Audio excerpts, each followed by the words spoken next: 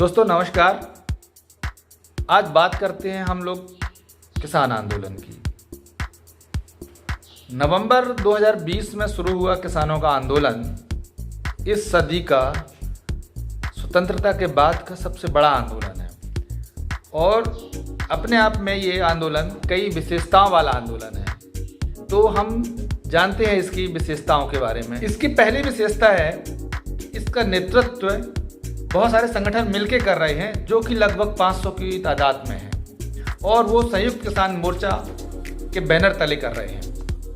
इसकी दूसरी अगली विशेषता है इसने इतने आंसू गैस के गोले, पानी की बौछार, लाठी डंडे, अंधाधुंध गिरफ्तारियों के रूप में जितना भाजपा सरकार का दमन सहा है, इसके बावजूद उसने उसका मुकाबला किया है और वो विजयी। अगली विशेषता है इसकी कि इसे बीजेपी और आरएसएस के दुष्प्रचार का लगातार सामना करना पड़ा है, जैसे पाकिस्तानी, खालिस्तानी, चीन समर्थक, नक्सलवादियों से जुड़ा बताया है, लेकिन सबका इसने मुकाबला किया है।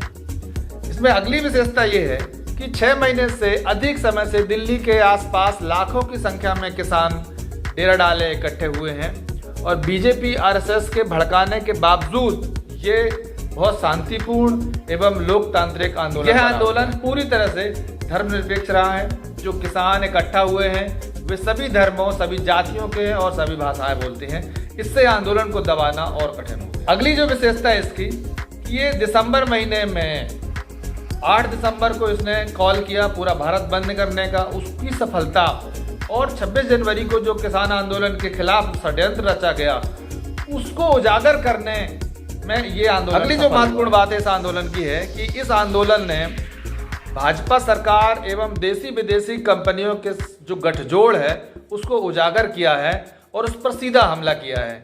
और उदाहरण के तौर पे हम देखेंगे कि पहली बार जो अंबानी और अडानी के उत्पादों का बहिष्कार इस आंदोलन में हमको देखने को मिला है।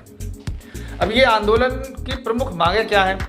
आंदोलन की प्रमुख मांगे हैं, पहली मांग है कि तीनों किसान विरोधी जो कानून है, जो कारपोरेट समर्थक हैं, कृषि के विरोध में हैं, इन कानूनों को निरस्त किया जाए।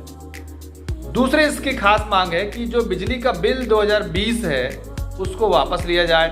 और तीसरी मांग है कि सभी उत्पादों के एमएसपी तय किए जाएं तथा उनकी खरीदी की गारंटी सरकार ले।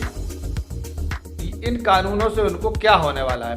तो जो पहला कानून है वो एमएसपी को खत्म करेगा और कृषि उपज के पूरे व्यापार को देसी और विदेशी कंपनियों के हाथों में सौंप देगा। यह किसानों और कृषि दोनों को नष्ट कर देगा और अंत में सार्वजनिक वितरण प्रणाली को भी ये खत्म कर देगा।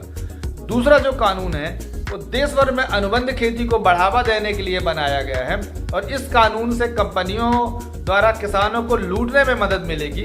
किसी भी विवाद की स्थिति में किसानों को अदालत जाने से भी ये कानून रोकता है। तीसरा जो कानून है, केंद्र सरकार ने 7 सबसे आवश्यक वस्तुओं जिसमें चावल, गेहूं, दाल, शक्कर, खाने का तेल, प्याज और आलू के भंडारण पर सभी तरह के प्रतिबंधों को हटा दिया है। इससे बड़े व्यापारियों को इन आवश्यक वस्तुओं की जमाखोरी करने और कालाबाजारी करने की पूरी छूट मिल जाएगी। इससे कीमतों में वृद्धि हो जाएगी और हमारी खाद्य सुरक्षा खतरे में पड़ जाएगी। इसलिए दोस्तों किसान आंदोलन ये बहुत महत्वपूर्ण आंदोलन है, इसमें सब लोग जुड़िए और इसकी मदद